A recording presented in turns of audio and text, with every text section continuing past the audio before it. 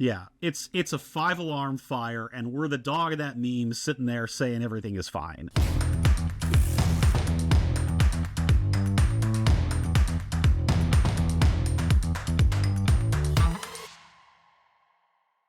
Well, hello and welcome back to the Plugged In Podcast, a weekly news show about the future of transportation. I'm Patrick George, editor-in-chief of InsideEVs.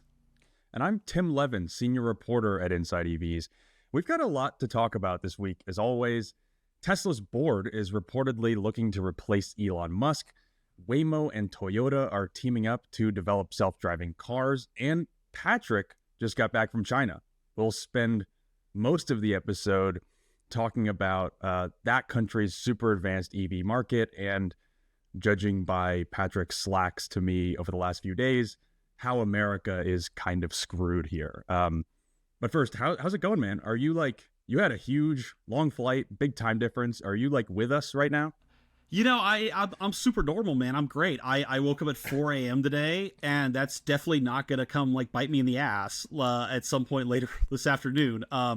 It was I live in a tiny town in upstate New York, and 2 days ago, at 36 hours ago, I was in Beijing, China, and just it's just a bizarre that that's even possible somehow, thanks to the miracle of air travel and whatnot. I also left on April 29th, and I came back on April 29th, making this the world's worst form of time travel. Yeah, you were texting me. It was clear you didn't know what day it was in America. Yeah. Which was hilarious because you were on the plane. There's an insane time difference, which was just hilarious.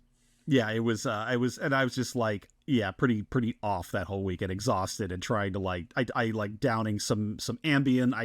I bought at a Japanese airport so that I could sleep on the plane, and I was also trying to book a hotel in New York City because I got it at midnight.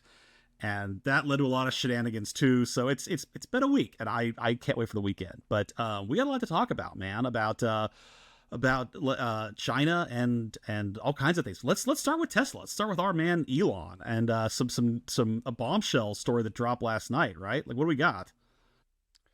Yeah, the Wall Street Journal dropped a bombshell report Wednesday night saying that Tesla's board of directors contacted executive search firms about a month ago for a replacement for Elon Musk. Yeah, pardon my French here, but this is a holy shit moment for Tesla. Yeah, totally. This is something that, has kind of been talked about in hypotheticals, like what would happen if Elon Musk, left Tesla or was pushed out of Tesla. But it's kind of hard to overstate how intertwined Elon Musk is with Tesla, the company. Yeah. He has run the company since 2008. He's been seen historically as extremely important to its success. But now with sales of Tesla falling, the stock falling, and Musk spending most of his time working in government, it seems like the board is considering a change. Yeah, it is. It's I can't undersell how monumental this is for Tesla. It's there's two things that come to mind for me here. One is, at least in my mind as a fellow journalist working in this industry, the Wall Street Journal is as good a newsroom as you get in this country. Their word is up there with the AP and the Word of God in my mind. And stories like this get legaled to hell and back, and that they triple check their sources and stuff. So this came from a serious outlet, and we're seeing today Tesla, its board, Elon on X scrambling to dismiss it and discredit it in just this real state of panic that I think, at least in my experience, usually this means you got the story right when you hit this level of intensity at the company. And two, this is wild because this board at Tesla has been accused of rubber stamping everything Elon does, of absenteeism, of cronyism, sort of getting just rich selling the stock while he does whatever the hell he wants. That has always been the criticism of the Tesla board. It's they can't mess with the golden goose at all, and they're getting very wealthy. And at any other company by now, the stuff that we've seen with Tesla, sliding sales, the controversies around Doge, the controversies he creates in general, like any other CEO would have been spiked by now, but not him. And it's like, if they're really acting now, or had some kind of come to Jesus talk with him, or they're really actively thinking about like who could lead this company that's not him, that's a really big deal. A really, really big deal. Yeah, for sure. I think absolutely any other CEO who has acted like any one of the things that Elon Musk has done in recent years probably would have led to the downfall of any normal auto or tech CEO. I mean, we should mention the board of directors says this is false. Elon Musk has also denied it. But like you say, like, I mean, maybe this is a bit of a tangent, but I think one of the really problematic things as a journalist that I see from Elon Musk is just sowing this kind of distrust in the media. And like, I'm getting on my soapbox because this is not related to cars, but like, yeah, you know, Elon Musk went out there and said that this story was deliberately false.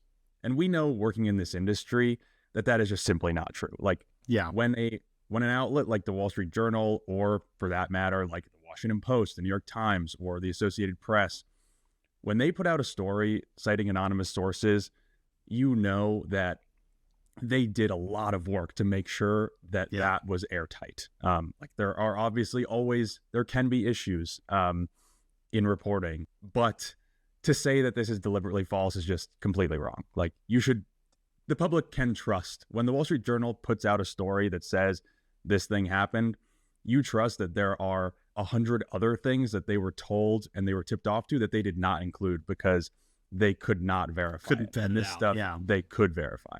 Yeah. And just like, I'll tell you from personal experience right now, less so at InsideEVs, but other places that I know and have contributed to, even, like, newsrooms are very nervous about the power that Musk has and the power that Doge has. Like, if you're gonna like fire this bullet, like, you better be damn sure. And I just know that, like, you know, again, as like a fellow industry professional, like they were sure about the bullet when they loosed this. So I don't know.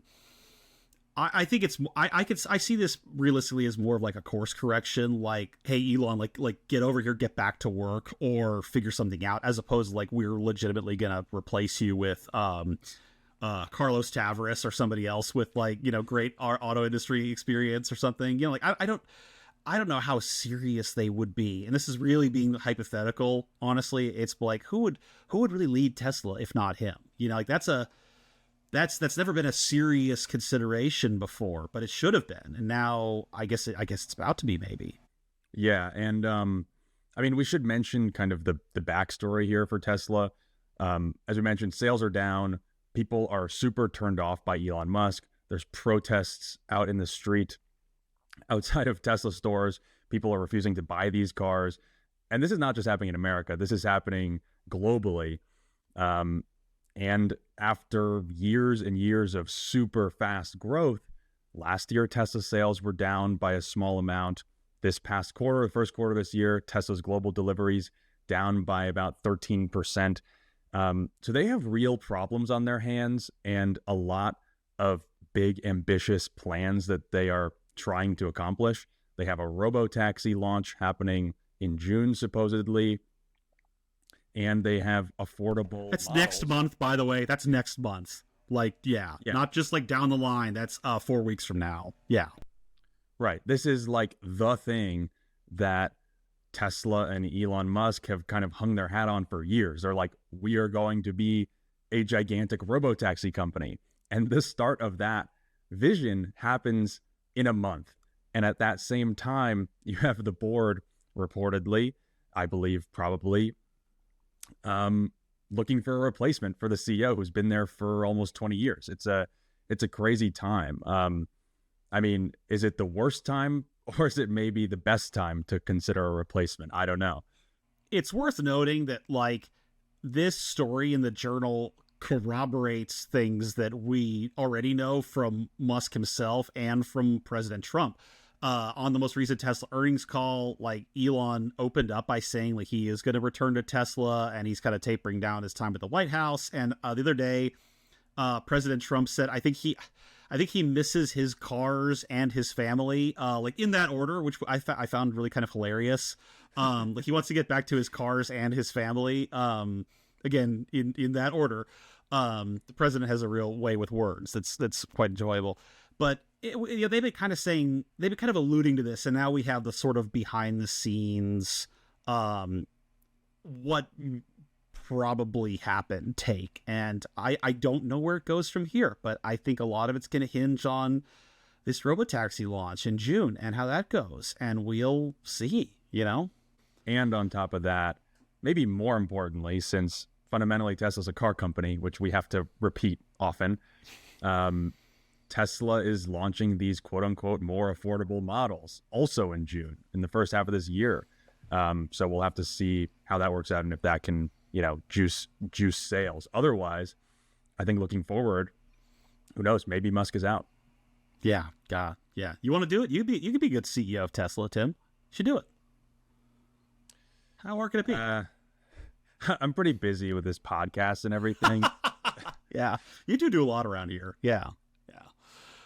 All right, cool. Well, now let's we're gonna shift gears a bit and talk about a very interesting potential partnership that's cropped up this week. You wanna take it away, Tim?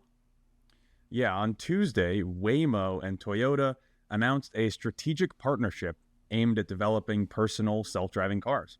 So we have the world's leading autonomous vehicle company, Alphabet's Waymo, teaming up with the world's largest car company by sales. This feels like a really big deal to me. It's also worth noting, they said in this press release that Toyota Woven, which is Toyota's kind of mobility subsidiary, is going to be a strategic enabler of the project, which leads me to my most important question. Who's your strategic enabler, Patrick?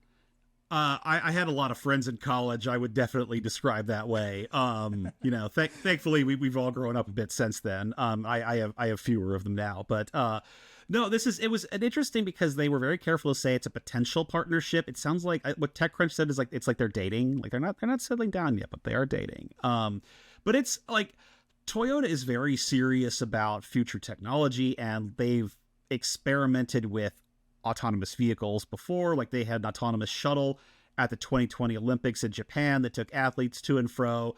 They've had a partnership with May Mobility on some other things, which I think they're going to keep going. So, it's, and also on Waymo's side, like they're working with a lot of other automakers right now. Like they're going to be deploying driverless Hyundai Ioniq 5s. And they confirmed to me that they're still working with the Chinese auto brand Zeekr, which we're going to talk about in a little bit, to do like these kind of robotaxi buses too. And there have been questions about tariffs and technology or whatever because it's Zeekr, but they're playing a lot of cards, like both of these companies. And I don't know, if you have Waymo teaming up with a player as big as Toyota, that could be quite a partnership, especially since they're talking about not just robotaxis, but how do we extend this stuff to personal cars, to make the cars that you and I would own more automated and more self-driving, which is really interesting. Right. We don't actually know exactly what's going to come out of this or if anything's going to come out of it, but it could be driver assistance technology or full-blown like self-driving technology coming to your next like Camry or Lexus. I think my takeaway is kind of like, this is another notch in Waymo's belt that just shows that it is completely running away with the autonomous vehicle race. Like it's basically not even a race. And you compare that to where Tesla is at. Like Tesla claims that it wants to be the leader, claims that it's destined to be the leader in robotaxi technology. And yet Tesla has been promising to sell you a self-driving car for over a decade. It never has done that, right? It sells a technology called full self-driving that you can buy for several $1,000s, but you still need to pay attention to it as it kind of navigates the world and drives down the road. That's not self-driving. And then we have Waymo, or I guess the other thing to mention is that Tesla has talked for years also about licensing full self-driving to other automakers. This is one of the things that Wall Street analysts ask about on like every call. They're like, how's it going with licensing full self-driving to other automakers? Because this could be an enormous source of revenue if like, somebody like a Toyota or a Ford or a GM was like, actually, we think Tesla's ahead here. We're going to just, instead of developing our own stuff, we're just going to license Tesla's technology, put it in our cars. And Musk and Tesla have been alluding to this for years, saying this is possible, saying they have people interested. Nothing has come of that. Right. And here we have Waymo teaming up with the biggest car company. Yeah, it's what's interesting also, like the licensing thing, because for the longest time the question to Waymo and Google has been like, what's the end game here? Like what, you gonna be a taxi company now, you Uber, or is the play to like develop the best autonomous driving tech around and then sell it to other players or co-develop it with other players? And now it seems like it's the second one, which would be a tremendous revenue stream for Google, because like kind of right now, like Waymo's a loss leader for them, and we've all sort of wondered like what are you going to do with this? Like, where do you take it? I'm excited to see where this goes, and I think that like Toyota has the capital and the scale to pull this kind of stuff off. Like I think they sort of realize that they are behind the curve on a lot of future technologies, but like the company you mentioned, Woven, it's like their connected software subsidiary. There's really smart people working there. I've seen some of their prototype stuff on like a trip to Japan I did 2 years ago. Like they want to not get left behind, and they're throwing a lot of money and smart stuff at it. So we'll see where this goes. But I mean, if your next Waymo car is a Toyota Camry or something, then this is going to be why, I mean, all the cabs are already Toyota Camrys, like, or RAV4s. It might as well, right? Yeah, totally. And just quickly, I wanted to say, like, I think this speaks to the difference between Waymo and Tesla. And I'll try to get to this quickly because we want to get to Patrick's China stuff. But like Tesla has always said, and Tesla kind of proponents have said, that their big edge here in robotaxis is scale, right? They're like, we're a car company. We're going to sell these relatively inexpensive electric cars with cameras and with computers in them. And we're going to sell millions of them. And then someday we'll make them self-driving, and we'll just flip that switch, and we're going to have the biggest self-driving fleet in the world. It's going to be, cost effective. It's going to be profitable. That's what Waymo is trying to do too, but it's kind of starting from the other end. It's like, we're going to make the best self-driving car, and then we're going to figure out how to scale it, how to scale that business up, how to eventually bring the cost of the technology down, because you can't build that business on Jaguar I-Paces that cost like estimated between like, $100,000, maybe $200,000 to outfit with all these crazy sensors. Yeah. That's kind of the different approaches here. And even on the recent earnings call, Musk was asked about Waymo, and he made this like dad joke. He was like, well, they cost Waymo money. And that's kind of always been their position. I'm so glad we've legalized comedy again. I just want to be clear about that. Thank God that, we could say what we want and have brilliance like that, Yeah. So, and then, so that's always been the argument for Tesla's technology, was like, it's easier to scale because we're building these cars that cost less money. And then Waymo's like, oh, scale? We've heard of, have you ever heard of this? You heard of this company called Toyota? Like, yeah. So it'll be really interesting to see where this goes, and like who at the end of the day, between these companies and the others, who builds the large scale, profitable self-driving car company that everybody wants to build. Right. Absolutely. Okay. Let's move on to Patrick's trip to China. You went to the Shanghai Auto Show this past week, and I understand it completely broke your brain. Is that accurate? It absolutely broke my brain, and that's before the jet lag and the Japanese ambient at the airport. Fun anecdote very quickly. I was at Shanghai for a while, then I took a flight up to Beijing for an event we're going to talk about, but do you want to know what super advanced high-tech car picked me up on ride-sharing Didi in Beijing, took me to my hotel? Do you want to know? Of course I do. It was a Toyota Camry hybrid. Ah, bummer. It's like I flew 7,000 miles across the world, and it's like I could get this in New York City like any damn time I want. I just found that hilarious. But were you walking through the airport like, oh man, I'm so excited to jump in like a Geely, or whatever. I'm so excited for my Zeekr cab to autonomously shuttle me. Yeah, the Zeekr Mix or something. It's like, no, it's a Camry hybrid, and it's the same damn car you get back home, baby. Like, which was hysterical. But no, we were there. Kevin Williams and I were there for the Shanghai Auto Show. He's going to join us next week too, because he stayed a few extra days to drive more cars and has even more stories than I do. But this really was like the most eye-opening and insightful trip I've done in my reporting career. And I'll tell you that we have written for years. You've written for a long time, Tim. We've said in the podcast about how advanced China's EV sector is.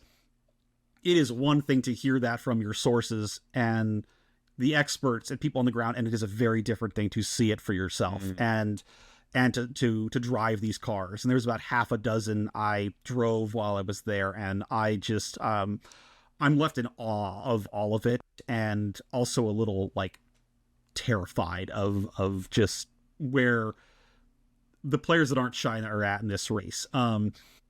Yeah, I think besides just seeing the auto industry in a different way, I think it changed a lot of the perceptions, at least I had, about China as a country, because we get a very filtered view of it here in America because it is an adversarial country in a lot of ways. And, let's be honest, like that government does things that we would consider objectively horrible, but the people themselves, lovely and kind and helpful and very nice. And, honestly, they're a lot like Americans. Like, they love streetwear. They love KFC.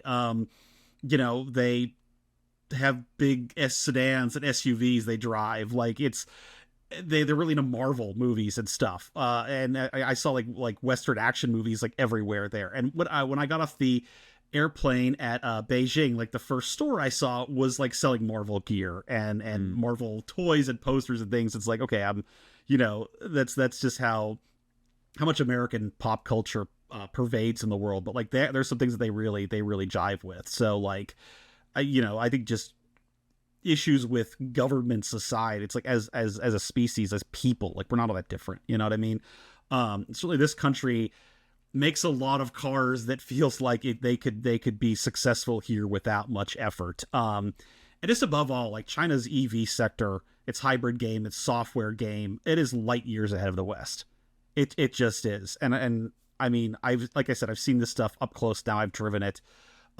These are the most advanced cars I've ever seen. And it is not a question in my mind of how we catch up, but if we even can. Yeah, we've been reporting, everybody in the West has been reporting on how Chinese cars are like estimated to be like a decade ahead of the West's. And it is really cool that you finally got to actually experience that. But first, let's start with the show itself, the Shanghai Auto Show. We cover auto shows all the time. We go to them. How did this stack up to the American version of an auto show?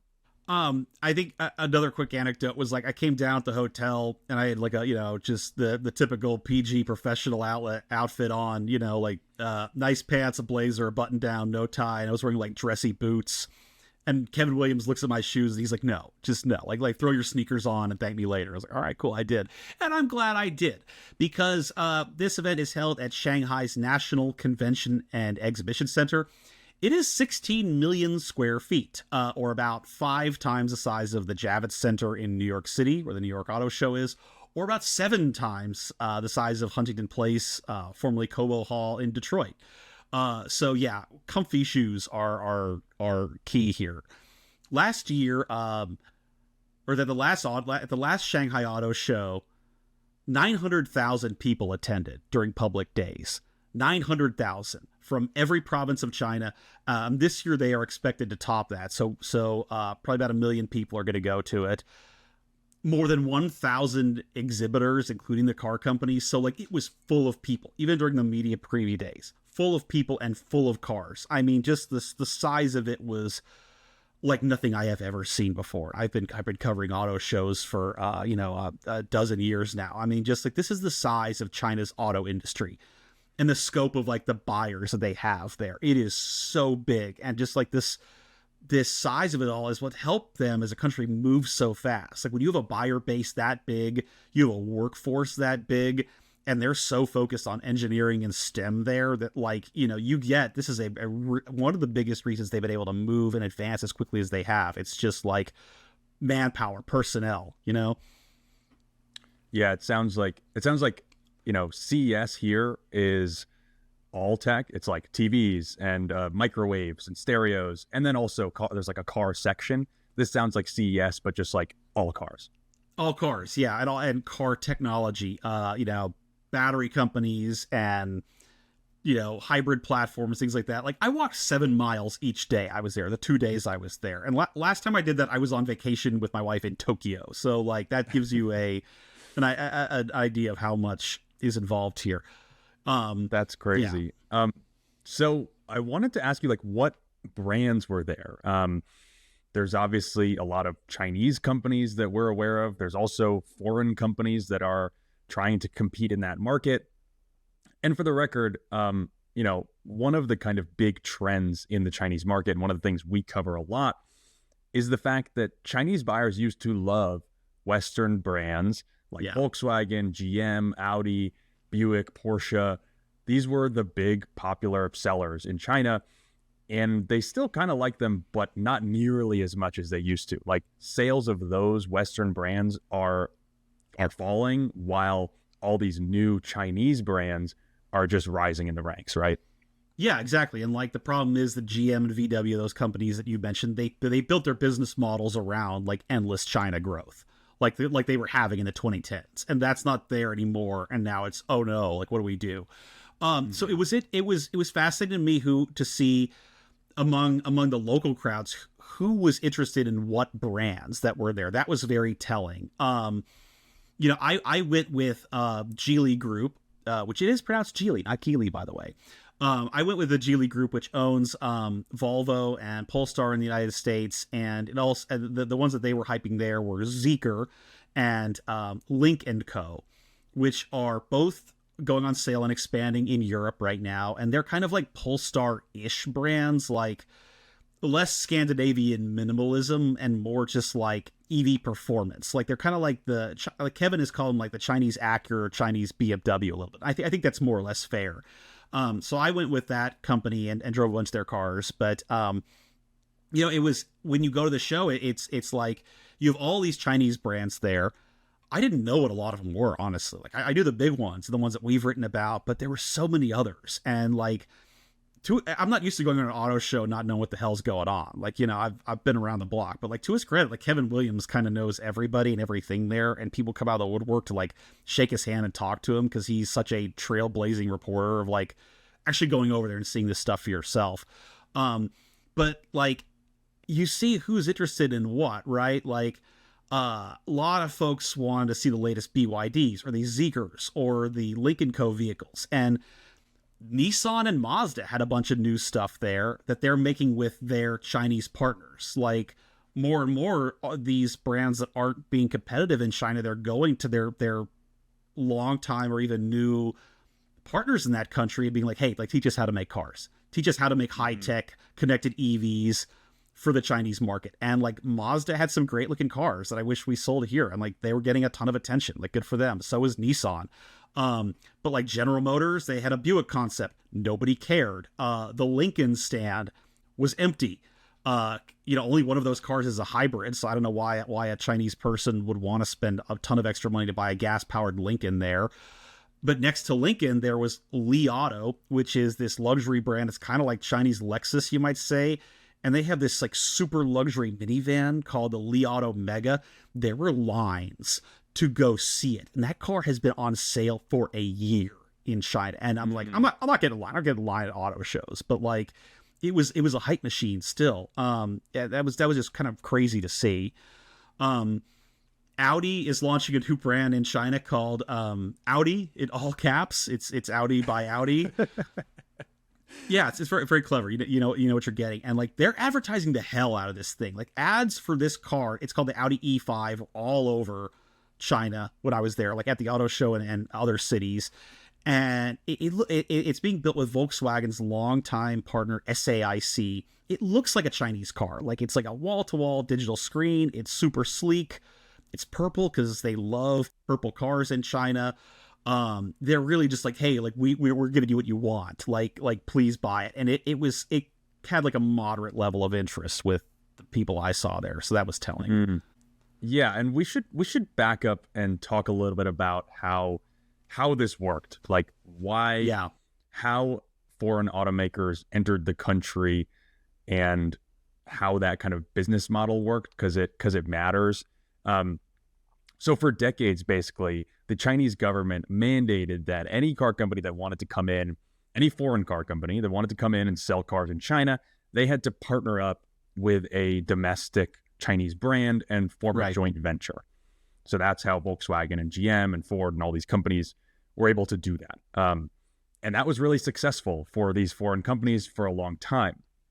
But also over time, it means that, and this was, I believe, kind of the intention of that program, was that these domestic Chinese automakers learned a lot about how to make cars. They learned how to make cars, and they learned how to, and they especially, learned how to make cars that Chinese buyers really wanted. And so that's kind of where we're at now, which is that they started out as partners.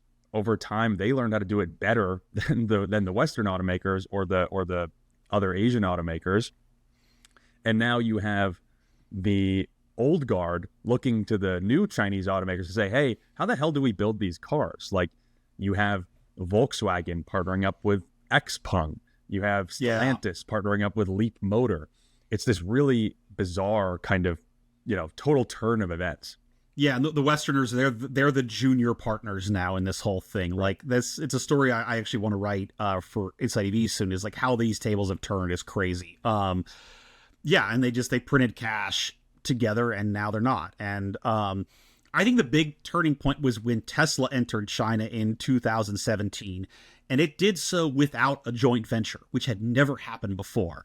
And that did a couple things. That gave Tesla its Shanghai factory and Chinese sales. That gave Tesla long-term stable profits, which had eluded it for a long time, and it really kicked the EV market in China into high gear. Like, the Chinese were already moving that direction. The government wanted EVs, but like Tesla made EVs cool, is what somebody there told me. Like, they were just kind of like nerdy little, BYD minivans before that. And now it's like everything is like sexy and hot, and like they were like, this is where we're going to plant our flag for the future. And they took those ideas and ran with it. It's worth noting that China's national and local governments like heap subsidies onto these companies and to buyers and to like municipalities to get them to buy these cars. Like, they really like incentivize the whole transition in ways that we haven't, like, make the IRA look like nothing, right? And it worked. So you combine that with a huge labor pool, cheaper labor costs, big focus on STEM education, engineering in China, plus all the know-how you got from Tesla and your former Western partners, and boom, like this is new daddy, and it was just kind of wild to see all that. Yeah, it's one of the big things that we have to mention is like, the reason, one of the big reasons that they were able to leapfrog the rest of the world so quickly is that, they have this authoritarian rule. Like, they can be like, we are going to do EVs. Nobody will complain about it. We will give you tons of money to do so. We'll give, customer, buyer rebates. We'll give out loans and other investments to build up this industry. And that's what they did. Yeah. They spent, somewhere around $250 billion, $230 billion over the last several years doing this. A lot of that went to companies like BYD, which is now the biggest maker of EVs in the world. Right. So let's talk about the cars themselves. What is the vibe of the Chinese car market? What do they look like? What do they feel like? The way I would describe it is, imagine Tesla, but more and better. Like, dozens and dozens of like Tesla type companies that have taken that template, electric obviously, but like really dependent on like a touch screen and software and over the air updates and, certainly autonomy too. And they've just like ran with it in crazy ways. Like you wouldn't believe. I mean, like the kind of the story for us in America, it's like the automakers we have, they're just now starting to catch up to Tesla and surpass them in a lot of ways. It's like everybody's already done that. Like, they're way past that. like these Zeekr cars, for example. Like just like you get in, you maybe have a great little driver display screen, and then there's a bigger touch screen with like a 3D model of the car, and you touch different places on the car and it'll like open the doors or open the windows. Lots of voice commands and like AI built in that converses with you and like sings to your children and learns your preferences and like will be like, hey, I didn't really get what you mean. Can you elaborate on that last two things? Like DeepSeek AI is built into all the cars there.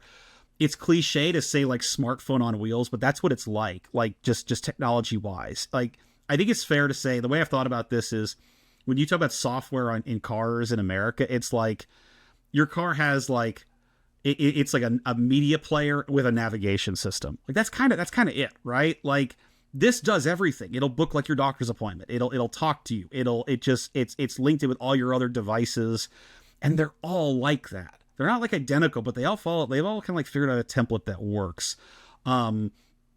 It's just crazy to see them run with Tesla's ideas. And by the way, Tesla didn't show up this year.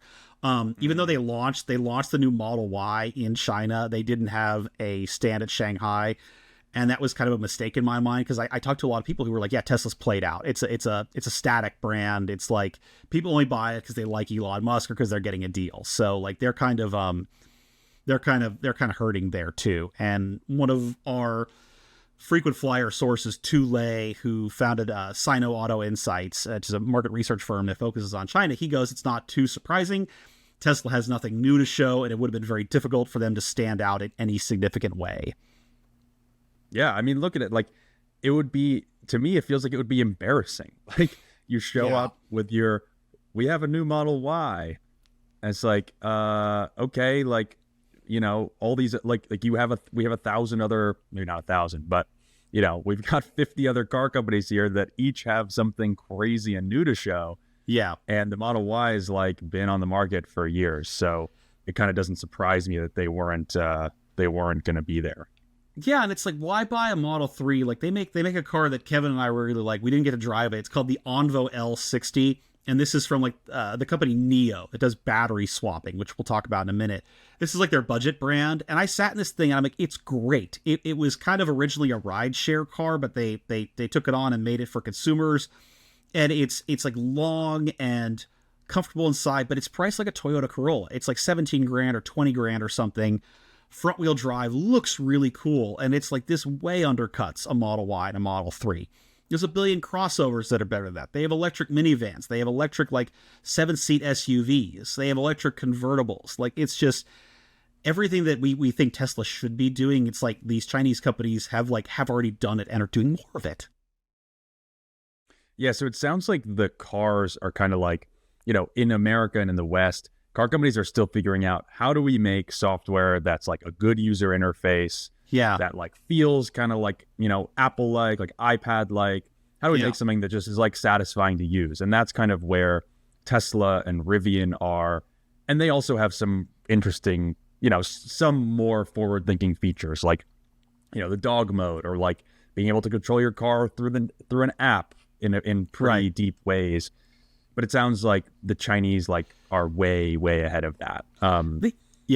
Yeah, they've got that dialed in, and it was also fascinating to actually drive some of these cars, which we will talk about. But like, they don't feel like startup efforts, and like no offense to our pals and listeners, like Lucid or Rivian or even Tesla, but like, there are areas where those companies feel like startups. Like, I love the Rivian R1T. It still had like creaks and rattles, and okay, you're a little new at making vehicles, but you'll get it right someday to it. As awesome and advanced as that vehicle is. Like, none of the Chinese EVs I drove felt like startup efforts. Like, they felt like stuff from companies that knew what they were doing and have been doing it a long time because they are and they have. Like, it just feels like, yeah, this is what we've done for years. And of course we've gotten it right. Like any BMW or Chevy or Toyota you'd buy in America. Like, it's not like, okay, this is like everything that's electric in America is kind of a first or second draft. This is like the third book, you know? Mm-hmm. Yeah. So what did you think? You know, I think one of the big things that we hear a lot is like the quality is super good. And that's doubly impressive because the prices, like, they're not exactly, you can't exactly equate like Chinese market prices to U.S. market prices because like they couldn't just go and sell a BYD that sells for $10,000 in China. It probably wouldn't sell for $10,000 here because totally tariffs and other types of stuff. But like, what was your general impression of the quality? Like, is this, when you get in a Zeekr or something, is that like BMW level quality? Is it more mid-tier, car company level quality? How would you kind of rank these? I sat in one car that I thought had, really kind of cheap plastics and that really harsh industrial grade, like, dashboard plastic you find in every cheap car in America. Yeah. That car was a Volkswagen ID4. Oof. The rest were like such a cut above. Like the Chinese, they like really soft materials. They like colorful interiors. Like they all had this kind of like the dashboard blends into the doors, blends into the steering wheel design wise. Like everything's really soft, really cushy seats. Like they're in traffic all the time there. They have to deal with potholes. Like they don't have like a history of like back road driving or motorsports the way that we do. So like, if you have a car, it's like, it's got to be comfortable because like, it's going to be your third space, they call it. There's like your home, your office, and the vehicle you're in a lot of the time. It's why these cars do karaoke and stuff. You got to be entertained when you're stuck in Shanghai or Beijing traffic. And I saw both and they suck. It's like every city is like New York City in terms of traffic there, or LA or something. So yeah, I was very impressed by the quality. I want to wait till Kevin's back to talk about like the actual cars we drove, because that's like his jam and he's driving more of them. But there's one that I really liked of the Geely Group cars, and it was called the Lincoln Co. 900, and it was a plug-in hybrid. I didn't really like plug-in hybrids, but I loved this thing. It was like this big kind of Range Rover-ish 3-row SUV with a big battery, like a 53 kilowatt hour battery, and a 2-liter turbo engine. So it's sort of the reverse of what our plug-in hybrids are like. It drove mostly like an EV, and you'd only feel the gas and like hard acceleration. But, had this huge screen that sweeps across the entire dashboard, and it's rated at 900 miles of range between the gas engine and the battery. And I was like, tell me this wouldn't do well in America, right? Yeah. Yeah. Plug-in hybrids are, here a plug-in hybrid is generally like, it's kind of a cross between a hybrid and a gas car. You have a small battery that'll get you like anywhere from like maybe 10 to 30 miles of range. Which you can use to like get around town, but basically you're filling it up with gas and you're also using it as a gas car. This is like the next level of that, which is we're going to give you a big, like a real EV size battery. So you can actually like do almost everything on electric power. And then you can like drive sometimes on gas, right? Yeah. There was one rep I talked to because I'm not going to quote who this person was. I'll probably get him in trouble, but I was like, I don't like plug-in hybrids. I told him I'd rather have a regular hybrid or an EV. I don't really see the point. And he goes, that's because you've only driven American ones. Okay, cool. And he was right, Yeah. So you mentioned that this car you think would do well in America.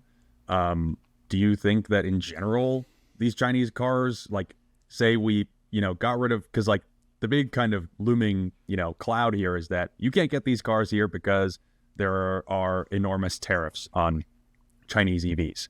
Yeah. Trump installed them. Biden raised them. We can't get them here. Do you think they would do well here? Yeah, I think so many of them would. I mean, like I was looking at like the Zeekr lineup, and it's all crossovers and a couple of sporty sedans and bigger sedans. Like this feels tailor-made for us because these buyers have such similar preferences. And when you look at history, right, when the Japanese auto industry entered this country, it actually took them a couple decades to really get it right. Like Toyota started in the 50s with a car called the Toyota Pet Crown, and it failed so miserably it almost killed that company.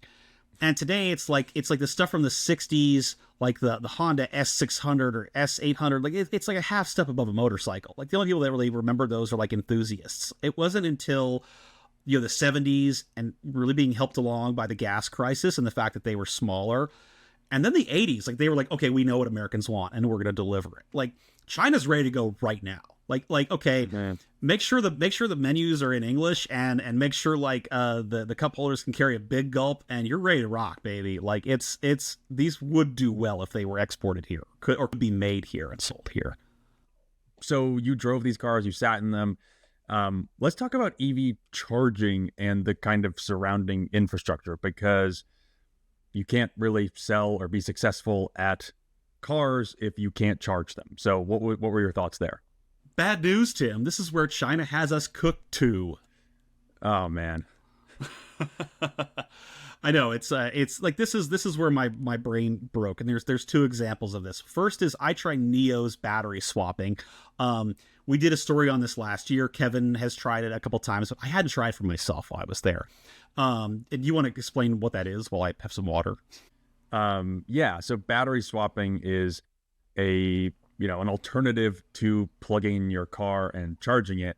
So basically, I mean, you'll tell me how this actually worked in person, but essentially you pull up to this station and it robotically, kind of automatically drops the battery out of the bottom of your car and swaps in a fully charged one. That's basically the idea. Yeah, exactly. And like the car obviously has to be built for it. Like I couldn't do this to like my Kia, but like Neo's cars pretty much do this across the board. And Neo's the one pioneering the battery swapping. They've got over 3,000 of those stations just in China. They're adding some in Europe right now. They want to do a lot more. And it kind of looks like a car wash almost. Like you pull up to it, there's like a little box on the ground that's marked there. When you pull into that box, like the car knows where it is, and then a little menu comes up and you hit start, and that's it. That's all you do. The car automatically backs itself into the station like autonomously. A robot platform comes out from the floor, removes the bottom of your car, removes the battery, slides that out, and then it happens in reverse. And you get a fresh new battery, and it's like drilled in, and the car's running some basic functions like the AC or the radio while you're doing this. And again, it sort of vibrates a little bit like you're in a car wash. And like 4 minutes later or less on the newer generations of these stations, you get a fresh new battery and you're ready to go. Yeah, and you just drive out and go about your day with now like a 99 or 100% full battery, right? Right. Right. Yeah. Yeah, and one of the interesting things here is from a kind of energy point of view. I think this is really interesting because like one of the problems with fast charging stations is they need a shit ton of power to them, and you need to that in order to charge your car quickly. The interesting part of battery swapping is the batteries themselves get charged up super slowly. It's just like probably like a regular kind of power supply. You charge up the batteries slowly and then you put them in fast. It's kind of a completely different way of thinking about refueling. And we do have a startup trying to do this in America. There's one I'm aware of. Maybe there's more. There's one called Ample, which has kind of been stuck in pilot mode, I think, for years. So yeah, this is something that is, potentially gonna happen in America, but right now it's limited to, the people that participate in this pilot. And it seems like we've kind of really hitched our wagon more so to fast charging. Yeah, and I was on a call. I was talking to my father about this too, and he was like, "This is so cool," but it sounds like it has to be like an automaker that does this, that rolls it out. It's like, and then if you're stuck using their battery, their technology, and then they could license it out, right? And I'm like, yes, exactly. Like that's exactly what Neo's doing. Like Neo's going to be working with other automakers soon to roll that out, and just the way Tesla did with supercharging. It's like this is the proprietary thing, but eventually it could go to everyone. And I talked to some reps at Neo who said that like there are people on their staff who only do battery swapping. Like there's I never charge my car anymore. I just do that when I need to, and that's their experience with EVs. So it's really pretty wild, right? So what about the charging? You also charged a car. How did that go? Tim, I charged the hell out of a car. You're hearing it here first. This took some doing while we were in China, but InsideEVs is, I believe, the first Western outlet to experience BYD's megawatt charging. And you hear it here first in the podcast, but let's go, baby. I know this is what gets me out of bed every day. And that's going to be on our YouTube channel and on the website in the coming days once it's done. But a few weeks ago, Chinese giant BYD made waves. They announced that they have a breakthrough called 5-minute EV fast charging or megawatt charging, because it's 1,000 kilowatts. And we covered this on the podcast on March 21st, and it made a lot of waves in America. Like I was surprised at the degree to which this made like wider news, like NPR, Bloomberg, and like the nightly news were writing about it. So it kind of blew up. Well, I talked my way into going there. That's why I flew to Beijing. Like they had a demonstration with Chinese media only, and like we begged, borrowed, cajoled, and BYD was very accommodating and let us join them. Wasn't a junket, by the way. I paid for that hotel out of my own pocket, just so you know how dedicated I was to getting this story. But we did it. We've seen it, baby. It's real. So I don't know if you want to spoil the video, but like, how did it go? No, I'll spoil it absolutely. It was so the way that this works is it's right now megawatt charging, 1,000 kilowatt charging. If you want some context, like kilowatts. If you're new to this stuff, the speed at which your EV will charge up. Like my Kia will do 250 is kind of the max speed. Tesla's about 250 is the max speed. Chevy Equinox EV, very good car. Otherwise, 150 kilowatts is the max speed. So we're talking 10 times about what an Equinox can do. Right now it's on BYD's new e-Power platform, which is on two cars called the Han L sedan and the Tang L SUV, named after the famous Chinese dynasties, because BYD's got big plans for the world. And it's not just super e platform, super e platform. Yes. And like, it's not just faster chargers, the way this system works. It's an entire ecosystem that BYD has redesigned. It's the electrical architecture, it's the battery, it's the chargers itself, it's the systems within there to manage heat. It's these cars, they have two fast charging ports on either side, two of them. And it's like they will take two chargers at once, and they call this a gun. And that's one innovation here. Then they redid the sensors and the chips. Like there was this 6-page bullet list they sent me of all the stuff they did. Like one excerpt: materials across electrolytes, separators, and electrodes have been optimized to create ultra fast ion channels, reducing internal resistance by 50%. So like all this stuff was made in-house by BYD. In-house. Like Chinese car companies are already like super vertically integrated, but BYD said like we want to do this, and the technology to do it didn't exist, so we made it ourselves. Yeah, so you charged twice. The first time you used the dual gun technology, right? Yeah, I was like there filming it while the BYD reps set up all these cars for us. It was like a couple dozen cars, and they came to us with low batteries, and we plugged them in. The first time we did, we plugged in two 250 kilowatt chargers at once at the same time, and a 250 kilowatts, like that's common-ish in America. It's on the faster end for us. Like that's a pretty fast charger, right? Like way more common in China, but like if you could find a stall where you could use two plugs at once, you plug it in, and this thing jumped to 400 kilowatts right away, which I had never seen anything that fast in my life. And it got beaten later in the day, and it went from 15% to 25% in by my math about a minute. So yeah, that alone was an amazing breakthrough.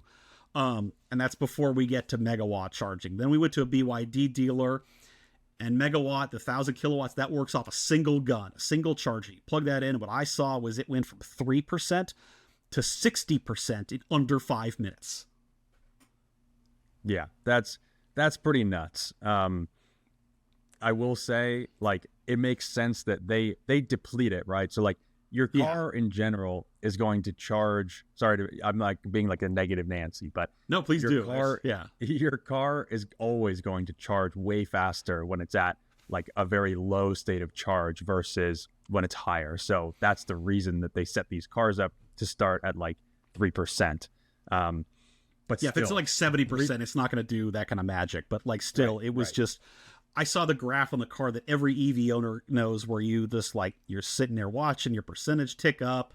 You're at the grocery store or whatever, or, you're on your phone, and I just saw it just fill up like that, and it was just insane to see that. And like I should also note the Han L and Tang Hell come in plug-in hybrid form, and they're also great. The EV versions do 0 to 60 in 2.7 seconds. I did a couple of runs in it and scared the hell out of me. It also has the BYD's autonomous driving system, or autonomous assistance system called God Eye. It's the best I've ever used in my career. Wow. And like even 15 minutes of driving in Beijing traffic or in the city and on the highway, I was like, this is smarter and more confident and smoother than anything I've driven in the US. So it was wild, you know? Yeah, and so tell me what was that like? Is God's Eye like a Tesla FSD sort of system where it is trying to pilot you in any situation, city, streets, highway, or is this mainly a highway, cruise control type thing? So the way this works in China right now, like totally hands-off driving is banned by the government. Like I suppose it's technically capable by most of these companies, but it is not allowed. And about a month ago, there was a really horrific crash in China that killed 3 university students.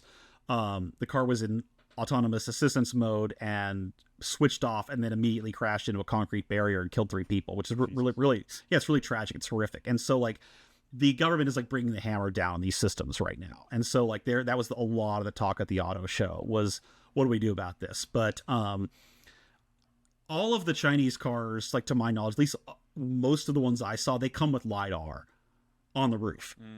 Like that's, I had a freak out moment earlier because I was at a Zeekr dealership. It's like, oh, this has LiDAR. Is that standard? And he was like, yeah, like all our cars have LiDAR. Why wouldn't they? And I'm like, oh my God, Jesus. Like, this is like this blows up the Tesla thesis because they're like, we don't need LiDAR. It's too expensive and we can do this with cameras and AI and software and no other sensors. And China's like, yeah, you say that, but like we're doing it right now. And like we're putting LiDAR on like Toyota Corolla grade cars. And that's just that's how blown my mind was by this experience. And I want to say during this BYD briefing, there was this moment where they're talking about how they had to develop all this technology themselves and how they ensured safety for it and everything. And I'm just following along. It's all in Mandarin, and I got the PR guy next to me. He's very helpful. He's whispering in my ear in English. Like, okay, now he's saying this, and this, and following along. And I'm just, yes, silicon carbide. Yes, I'm sure.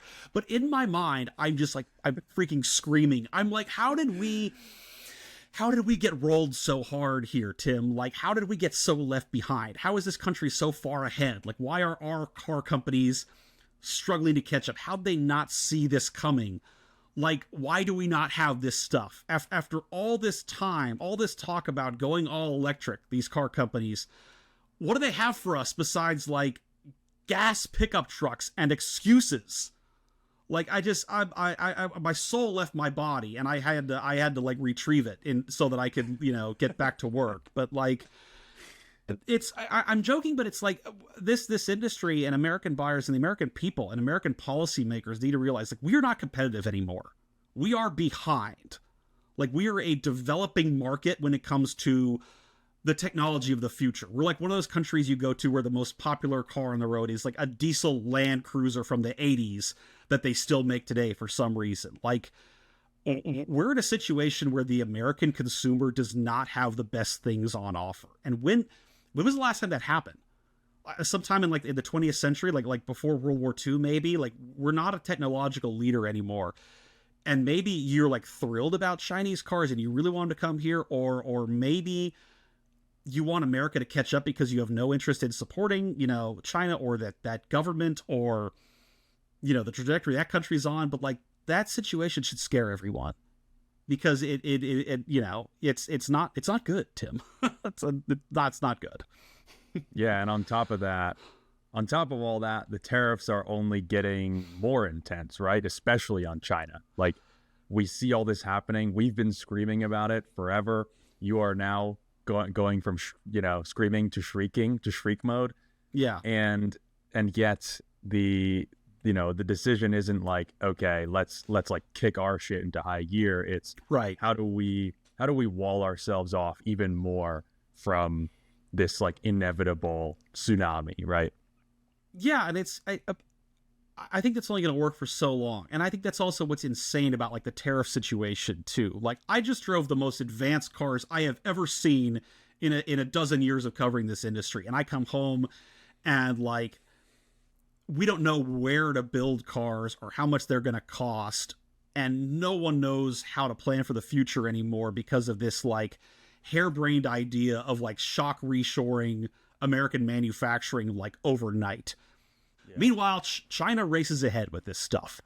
You know, like that, again, it should scare everyone. And I will tell you too, like I want to address this more with Kevin next week. Like this market, I'm not here to simp for China, right? Like I don't have a dog in this fight besides wanting like, you know, just knowing how important the automotive sector is to America. But like the Chinese market has its weaknesses. There are too many brands. There are too many car companies. They're competing for like an ever-shrinking pool of buyers. Most of them aren't profitable yet.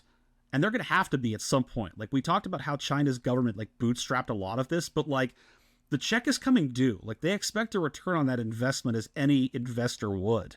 And like I know that not all of those brands I saw out there like are going to survive and that this bubble's going to burst. But if our plan is to just like wait for that day, that's like being in a bar fight and saying, well, like my plan is to wait for the other guy to die of natural causes. And that's a shitty plan. It's like what we need to do is like grab a beer bottle, smack him over the head as hard as we can, and get out of there before the cops show up. Which, as you and I would know, is how bar fights work. But like speaking from experience, yeah, but we do this all the time together. It's just it's what we do at InsideEVs. But it's like, what's the plan here? What is the plan? Is it just like is to hope that they just like tariffs and national security concerns can wall those companies off long enough for our companies to catch up?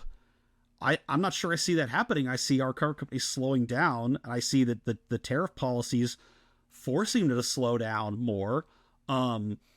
Even if these brands don't all survive for the future, like the underlying technology is still there. Megawatt charging is still there. Battery swapping is still there.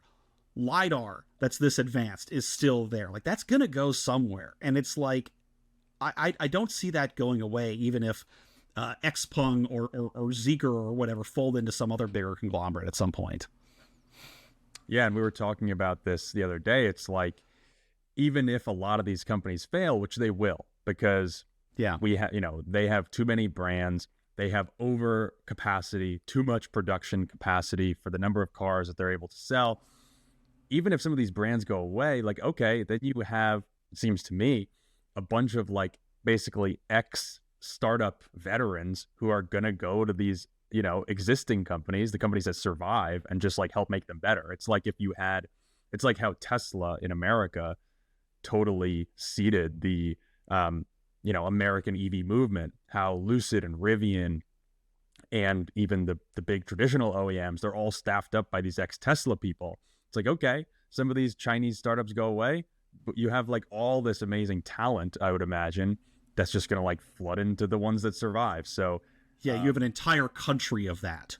Yes. Right. Yeah. Right. Exactly. Yeah. It's a 5-alarm fire, and we're the dog of that meme sitting there saying everything is fine. And like, I don't know. I walked away from this mad. Like Kevin has told me this before. It's like you get mad when you go there because you get mad at the complacency that our car companies and America have had. And like, I guess instead we get excited for more air pollution and irrelevance, folks. Like that's the path we're on. And that's part of it too. It's not just better cars. It's like we are in a climate crisis. We are in a pollution crisis. And like China has like, to its credit, mitigated a lot of that, including with the prevalence of electrified vehicles. And like we have the chance to do the same, and we're not. And like our people and our people's health, childhood asthma, you name it, is gonna just, suffer because of this complacency. And I don't know, that's gonna be a hell of a reckoning when that day comes, yeah, it's like all this is happening, and it's China that's leading the charge toward like all these industries that are going to remake the future. Electric cars, solar panels, all that kind of stuff, batteries. Anyway, I can't wait to go to the Chinese Auto Show next year so I can come back equally outraged.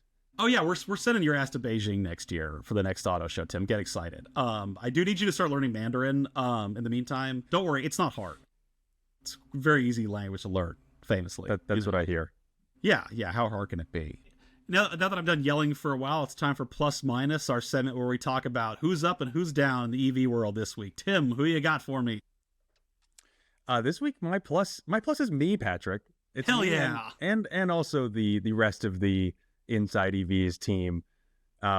We covered, I think, the shit out of the Slate truck reveal. It's not every week, not every day that you get a brand new EV startup that hits the map. We did a great video on it that I starred in, and it got like 700,000+ views, over 700,000 views, which I'm very proud of. Yeah, that's a heck of a win for our YouTube channel, and we don't do video as much as like some of the purely video players out there, but like we're working to do more, and this is like our biggest win ever because of Tim's incredible like hard work for sure, and also charisma. And we call him Timmy YouTubes at the office now. We were saying it yesterday and everything. We're getting t-shirts made, so yeah, congrats on that. And I think it was small part talent, large part doing something mysterious that the YouTube algorithm liked. So thank you YouTube. Yeah, it's part of it's also, and I had to do this at the BYD thing. We have to do the thing where you're holding out your arms and being like, oh my god, look at the thing, and like I'm like, I hate doing that because it's deeply embarrassing, and I'm an adult man and I have dignity. But yeah, you have to debase yourself. You have to debase yourself in order to make a great YouTube thumbnail, which I think I'm okay at. Yeah, you did great. And like Mike Roselli, our video producer, has been like, no, like you have to do that, like for the algorithm. Like it knows if you didn't do the arm thing and it will punish you. So this is us bowing at the altar of Google, which is also our self-driving car master, turns out too. A lot of versatility there, It's a real triple threat. My minus is the American consumer, because I've been to China now and we're screwed. The end. Well, thanks for listening to the Plugged In podcast from InsideEVs. We'll be back next Friday. Kevin Williams will be joining us from China too, and to talk about some of the stuff that he experienced while he was there. Today's show was produced by Michael Perkins and is brought to you by the Motorsport Network. Make sure to hit the follow button wherever you get your podcasts, and send us your questions about the EV world to podcast@InsideEVs.com. See you next time. Adios.